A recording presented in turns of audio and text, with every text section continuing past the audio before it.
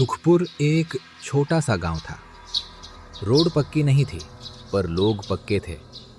सुबह मंदिर की घंटी बजती, फिर लोग अपने काम पर लग जाते। किसी के पास ज्यादा पैसा नहीं था, पर गांव में एक चीज सबको सेम लगती थी, भूख। और भूख का सबसे फेवरेट जवाब था मटन। गांव में जब भी किसी घर में मटन बनता, पूरी गली में खुशबू फैल जाती। लोग मजाक में बोलते, आज किसी का घर शादी बन गया क्या? गांव के बाहर हाईवे पर एक बड़ा सा रेस्टोरेंट था। बोर्ड पर चमक के लिखा था 5 स्टार होटल। गांव वाले उसके सामने से गुजरते, पर अंदर जाना उनके लिए सपना था। एक दिन राज अपनी साइकिल पर दूध के डब्बे ले जा रहा था। उसने मेन्यू बोर्ड देखा और रुक गया। अरे ये मटन कढ़ाई 650 रुपए की, इतना तो मेरे घर का पूरा हफ्ते का खर्चा है। ये लोग मटन नहीं नाम बेचते हैं, प्लेट के साथ ईगो फ्री मिलता। राज कुछ देर तक बोर्ड को देखता रहा। उसके दिमाग में एक ही बात चल रही थी, गांव के लोग मटन पसंद करते हैं, पर मटन का स्वाद उनके लिए सिर्फ त्योहार बन के रह गया है। रमन, एक दिन मैं ऐसा कुछ करूंगा कि गांव का आदमी भी मटन पेट भर के खा सके, बस 10 रुपए में। 10 रुपए? 20 रुपए? तू मटन की बात कर रहा है या भेलपुरी की? मैं सीरियस हूं, देख ले। रमन हंस दिया, पर राज का चेहरा सीरियस ही रहा। राज घर आया और अपनी माँ सीता को ये बात बता दी। बेटा, सपना अच्छा है, पर मटन सस्ता नहीं होता। खुद को मत तोड़ लेना। अम्मा, मैं खुद को नहीं तोड़ूंगा, मैं रास्ता निकालूंगा। अगले दिन से राज ने एक्स्ट्रा काम पकड़ लिया। सुबह दूध, दोपहर खेत में मजदूरी और शाम को छोटा सा स्टॉल बनाने की तैयारी। रमन भी हेल्प कर रहा था, पर अपने ही स्टाइल में। भाई, जब तेरा स्टॉल फेमस होगा ना, मैं तेरा बॉडीगार्ड बनूंगा। सैलरी मटन में लेना। ठीक है, पर पहले स्टॉल तो बनने दे। राज गया गोपाल बुचर के पास। गोपाल काका थोड़े कड़क थे, पर दिल से ठीक। गोपाल काका, मुझे मटन चाहिए। मैं गांव वालों को सस्ता खिलाना चाहता हूँ, शुरू में कम जो भी बन सके। पर एक बात याद रखना, वेस्ट नहीं, मटन की इज्जत होती है। राज ने गांव के चौराहे के पास एक छोटी सी जगह ले ली। एक पुराना चूल्हा, एक कढ़ाई, 2 पतीले। बोर्ड पर रमन ने पेंट करा दिया, राज की कढ़ाई, 10 रुपए में भरपेट मटन। पहले दिन ही खुशबू ने काम कर दिया। मीना आंटी सबसे पहले आई। राज बेटा, सच में 10 रुपए और प्लेट भी भर के? हाँ आंटी, आप बस टेस्ट करके बताओ। अरे वाह, मसाला बिल्कुल शादी जैसा। तू तो कमाल है। धीरे धीरे लाइन लग गई।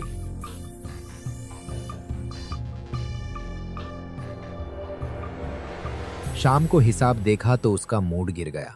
10 रुपए में प्लेट भर रहा हूं, पर खर्चा ज्यादा हो रहा है। कितना लॉस हुआ? मेरा खुद का चूल्हा बुझ रहा है, कल मटन लाने के पैसे नहीं बचे। राज रात को चूल्हे के पास बैठकर सोचता रहा। फिर उसने गांव की गली देखी। बच्चे हंस रहे थे, लोग पेट भर के जा रहे थे। राज को लगा, यही तो बात थी, बस पैसा का जुगाड़ निकालना था। उसी रात राज को सपना आया।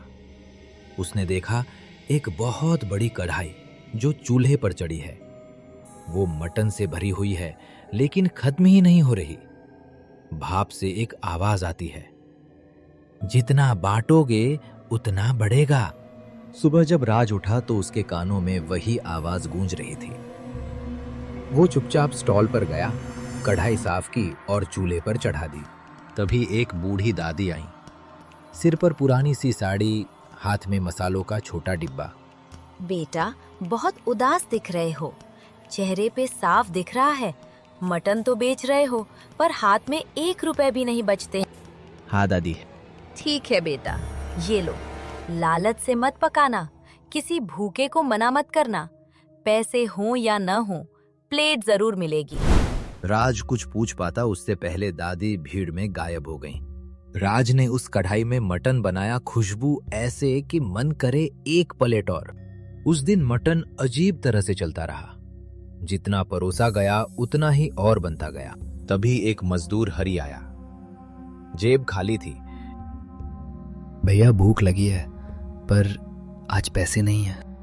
कोई बात नहीं, बैठो, खा लो। हरी की आंखों में आंसू आ गए। उसी पल कढ़ाई से भाप और तेज उठी, जैसे उसने राज की बातों से खुश हो गई हो। कुछ ही दिनों में राज की कढ़ाई पूरे इलाके में मशहूर हो गई।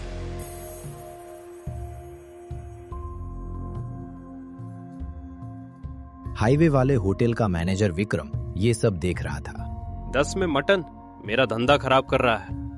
उसने शिकायत की। इंस्पेक्टर आया। इंस्पेक्टर साहब, ये लोग मटन की जगह पे कुछ और बच रहे हैं।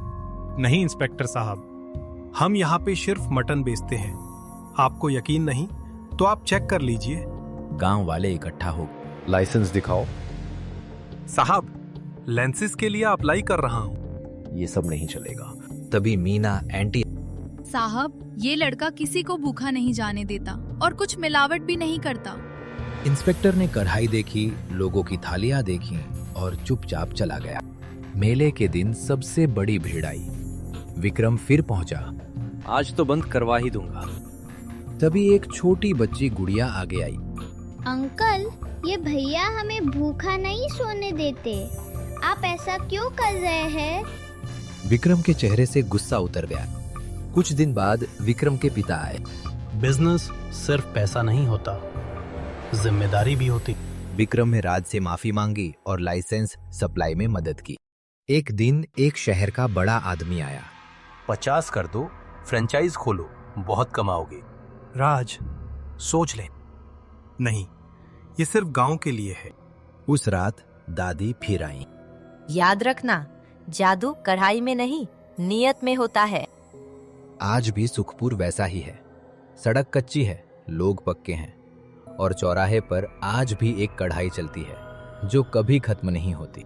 अगर आप लोगों को वीडियो अच्छा लगा तो वीडियो को लाइक करके चैनल को सब्सक्राइब कर लीजिए ताकि आप तक ऐसे वीडियोस पहुंच सके। मिलते हैं ऐसे ही अमेजिंग और अनोखी और डरावनी कहानियों के साथ।